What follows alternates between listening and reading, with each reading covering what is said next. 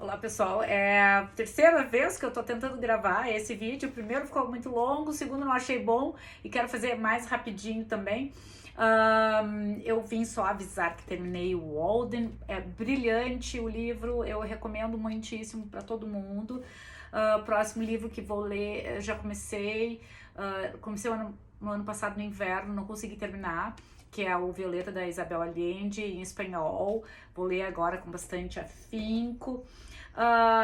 Esse aqui é para depois. E eu quero falar a importância da linguagem, da linguística é tão grande na nossa vida e ela, obviamente, acaba entrando nas diversas esferas, né, da nossa vida e na questão política muito, porque nós elegemos, por exemplo, presidentes em função dos seus discursos, daquilo que eles acreditam, e a gente acredita neles a partir das suas falas, certo?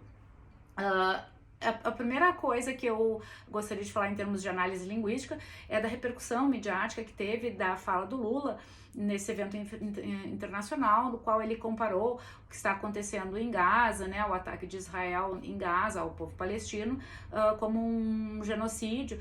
E aí se questionou, né, a palavra genocídio, se aquilo seria ou não. Em termos de, eu fui ao dicionário Howise, em termos de dicionarização de palavras, porque quando as palavras entram para o dicionário é porque elas estão aceitas pelo público falante, pelos seus falantes, né? Então a validação da comunidade linguística, ela vem acontecer dentro de um dicionário. Então o Howise explica o genocídio como a primeira frequência mais importante, né, de uso: extermínio deliberado, parcial ou total de uma comunidade, grupo étnico, racial ou religioso. Depois a outra, né, a segunda, destruição de populações ou povos. E por fim ele diz assim: extermínio como a prevenção de nascimento ou sequestro sistemático de crianças dentro de um determinado grupo étnico, a submissão a condições insuportáveis de vida.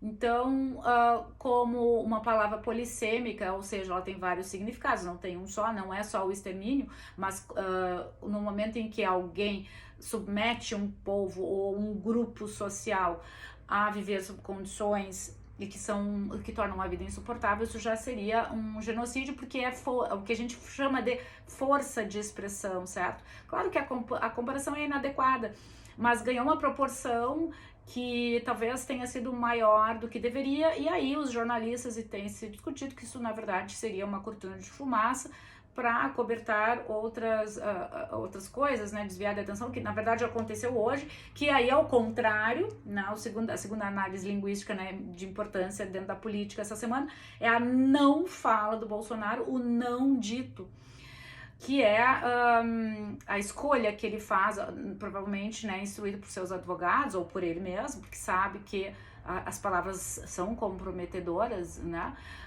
Ele não falou nada à justiça, à polícia federal que estava o investigando. Então, ele foi intimado, ele não queria ir, obrigou-se a ir e não fala nada.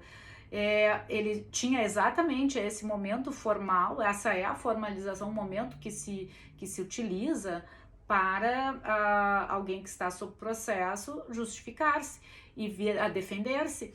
Ele não usa isso, mas no domingo, hoje é quinta-feira, daqui a 3 dias a gente tem ele e a sua equipe marcou um ato, né, em público para fazer uma fala, para discursar. Então, quer dizer, junto aos seus, ele vai estar no domingo falando e discursando, que ele é falante, uso da linguagem para si, mas no momento formal, na condição, enquanto ele era presidente da República, que é o mais alto cargo que temos, e ele não vem a falar nada. Eu acho assim, eu achei desrespeitosíssimo como figura pública, com os órgãos públicos e com a população de um modo geral, porque ele como presidente, ele deve explicações a todos, não só a quem votou nele ou não, certo? Então, assim, muito comprometedor, eu acho muito agressivo essa escolha de não falar nada no momento em que deveria falar. Até porque, por exemplo, no dia seguinte, por exemplo, a fala do Lula, o presidente Biden e o Vladimir Putin trocaram farpas linguísticas também. O Biden chamou o Putin de FDP e o Putin diz, mas ele está muito velho. Então, assim, uma diplomacia bem, né, capenga, digamos assim, mas que se respeitam, porque ainda assim são aliados hoje em dia, né? Então, a gente tem que entender que, assim, nós fazemos análises linguísticas para ver o que está por trás, o que está dito ou não dito, dessas escolhas que se faz quando as pessoas usam ou deixam de usar determinadas expressões que são comprometedoras de um jeito ou de outro, mas deixam a posição clara do que se quer com aquilo. Tanto é que, e isso parece é muito sutil, não é? Essas coisas são muito sutis e elas vão formando a opinião das pessoas, né?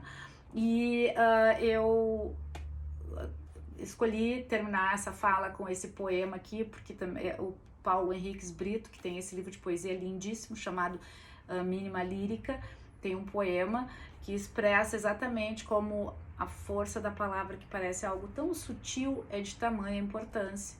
E ele diz assim: as coisas mais inocentes que mais se empedram em si, as coisas que menos importam, as mais esquivas e ariscas, as coisas mais substâncias, que menos fedem a vida, são elas que mais oprimem na hora definitiva.